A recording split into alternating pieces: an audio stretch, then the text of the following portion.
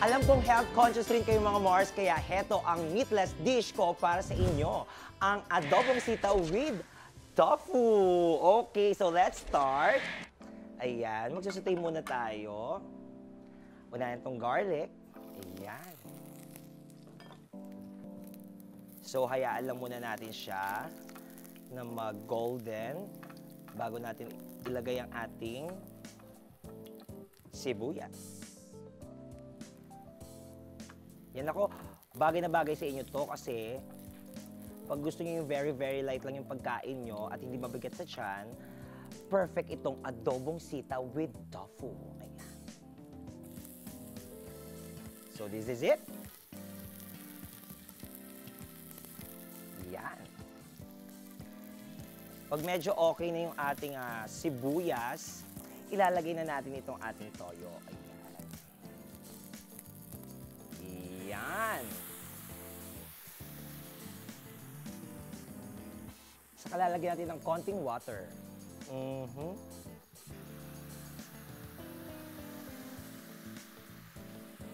And then, haluin na muna natin. Saka natin ilalagay yung suka. Pero pag nilagay natin yung suka, huwag nating haluin. Hayaan lang natin siyang nakababad para hindi mawala yung linamnam niya mamaya. Okay? Tapos, pakulan lang natin siya.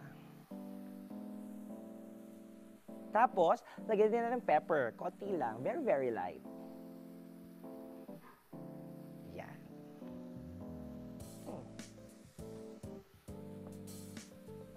Okay. So, pag nakita na natin kumukulo na siya, saka natin ilalagay itong sitaw.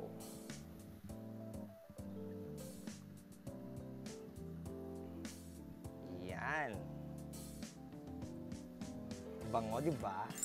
Alam niyo ba na posible ka raw malason kapag kumain ng string beans ng hilaw? Raw string beans are mildly toxic, lalong-lalo na yung mismong beans. Sabi ng ibang experts, even if it's okay to eat them raw in moderate amounts, wag mo na lang daw sigurong i-risk.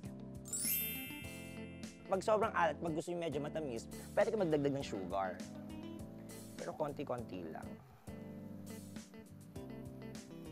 Yan. Yon. Tapos, yan. Lagyan natin ng konting asin. Okay, pag nakita natin kumukulo na siya, ayan, haluin na natin siya. Saka natin ilalagay yung fried nating tofu kanina. Eto siya. So, ilalagay natin siya dyan.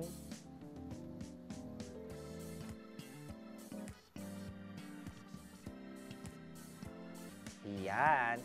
Tapos, hayaan nating sipsipin ng tofu. Of course, yung suka, toyo, at kung ano pa mga nilagay natin. Tapos, takpan muna natin.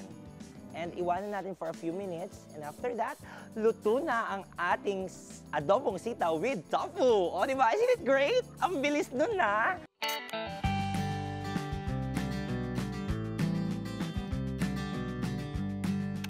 Mga Mars, mga Pars, halina kayo, tikman nyo na ang aking adobong sitaw with tofu. Ano ba yun? Uy, sarap, healthy to Jack, no? Oo, tofu. Ito yung favorite ko talagang niluluto every Monday. Every Monday talaga, meatless talaga. Oo, very good yan, Mars. Gagayahin ka namin. Sarap. Ibang klaseng luto ko, sarap. Oo nga. Ito yung sarili.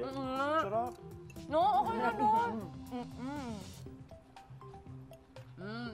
Pati yung sitaw, sakto lang, hindi overcooked.